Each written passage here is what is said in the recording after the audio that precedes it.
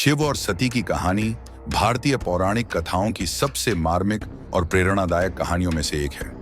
यह कहानी प्रेम, त्याग और पुनर्जन्म की एक अमर गाथा है, जिसमें जीवन के गहरे सत्य छुपे हैं। और जब मैंने यह कहानी सुनी तो मेरी आंखों में आंसू आ गए। यह एक ऐसी कहानी है जिसने मुझे एहसास दिलाया कि कभी-कभी देवताओं को भी वह नहीं मिलता जो वे चाहते हैं, लेकिन यह उम्मीद और प्रेम की भी कहानी है। दक्ष प्रजापति और उनकी इच्छा। दक्ष प्रजापति भगवान ब्रह्मा के पुत्र थे। उनकी पत्नी प्रसूति एक बेटी चाहती थी। भगवान ब्रह्मा ने उन्हें माता आदि पराशक्ति की उपासना करने की सलाह दी। कुछ कथाओं के अनुसार भगवान ब्रह्मा ने माता आदि पराशक्ति से अनुरोध किया कि वे मानव रूप में जन्म लें और तपस्वी भगवान शिव को उनकी समाधि से बाहर लाएं। माता आदि पराशक्ति ने दक्ष प्रजापति के घर पुत्री के रूप में जन्म लिया, जिन्हें दक्षायणी या सती के नाम से जाना गया। सती ने आर्षि नारद से भगवान शिव की कहानियां सुनते हुए अपना बचपन बिताया। सती का निर्णय जब सती विवाह योग्य आयु की हुई तो दक्ष ने उनके लिए सबसे उपयुक्त वर खोजने का निश्चय किया, लेकिन सती ने पहले ही यह तय कर लिया था कि शिव ही उनके लिए उपयुक्त हैं। शिव के अलावा किसी और से विवाह करने का विचार उन्हें परेशान करता था। इसीलिए सती ने महल के सभी सुख सुविधाओं को त्याग दिया और जंगल की ओर प्रस्थान किया। वहां उन्होंने कठोर तपस्या शुरू की। सती ने कठिन तपस्या की, जिसके बाद भगवान शिव उनके सामने प्रकट हुए। सती के गुण और उनके शिव की अर्धांगिनी बनने की योग्यता को देखकर शिव ने उनसे विवाह के लिए सहमति दी। उनके इस दिव्य मिलन को महाशिवरात्रि के रूप में मनाया जाता है। हालांकि सती के पिता दक्ष को यह विवाह स्वीकार नहीं था।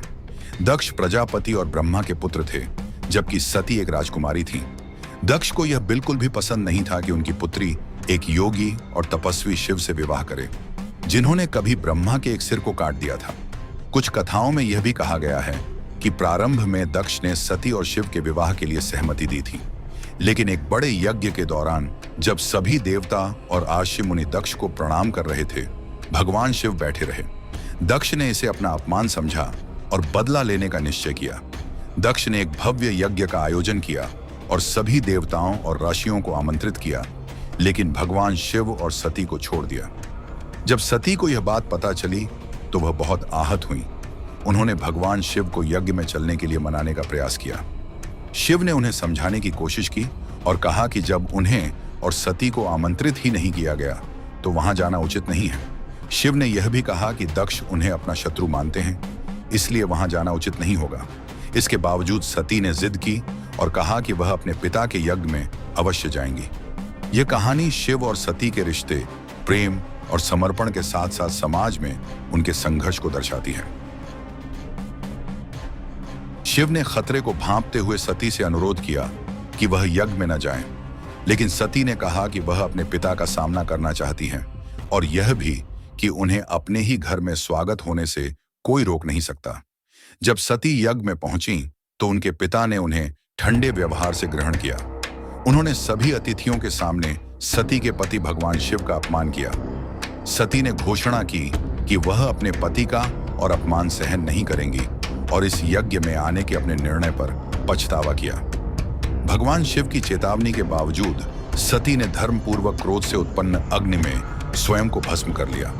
उन्होंने प्रतिज्ञा की कि भगवान शिव को दक्ष के यज्ञ में हुई घटनाओं का पता चला तो वे अत्यंत क्रोधित हो गए। उन्होंने अपनी जटाओं से एक बाल खींचा और उसे जमीन पर फेंक दिया। उस बाल से वीरभद्र प्रकट हुए, जो क्रोध और विनाश की प्यास से भरपूर थे। उन्होंने दक्ष के यज्ञ को नष्ट करने का निश्चय किया। वीरभद्र के साथ भद्रकाली भी थी। कुछ कथाएं कहती हैं कि भद्रकाली भी भगवान शिव की जटाओं से प्रकट हुई थी। वीरभद्र और भद्रकाली एक टीम के रूप में 8 अन्य देवियों के साथ आए, जिनके नाम थे चामुंडा, ईशानी, मुंडमर्दिनी, भद्रा, काली, कात्यायनी, वैष्णवी और त्वरिता। वीरभद्र का क्रोध पूरे ब्रह्मांड को खतरे में डालने लगा। उन्होंने दक्ष का सिर काट दिया, जबकि यज्ञ में बचे हुए अतिथियों ने भगवान शिव से दया की प्रार्थना की। भगवान शिव यज्ञ में पहुंचे, वीरभद्र को अपने अंदर समा लिया और जो भी नष्ट हो गया था उसे पुनः स्थापित कर दिया। भगवान ब्रह्मा के अनुरोध पर शिव ने दक्ष को क्षमा कर दिया और उसे पुनर्जीवित करते हुए उसके सिर की जगह बकरे का सिर लगा दिया। इसीलिए भगवान शिव को शंकर अर्थात दयालु कहा गया। दक्ष भगवान शिव की कृपा और दया से प्रभावित होकर उनके परम भक्त बन गए। भगवान शिव ने अपनी पत्नी सती के अवशेष अपने हाथों में उठाए और उसकी यादों को अपने हृदय में समेट लिया। इसके बाद उन्होंने संसार का त्याग कर दिया।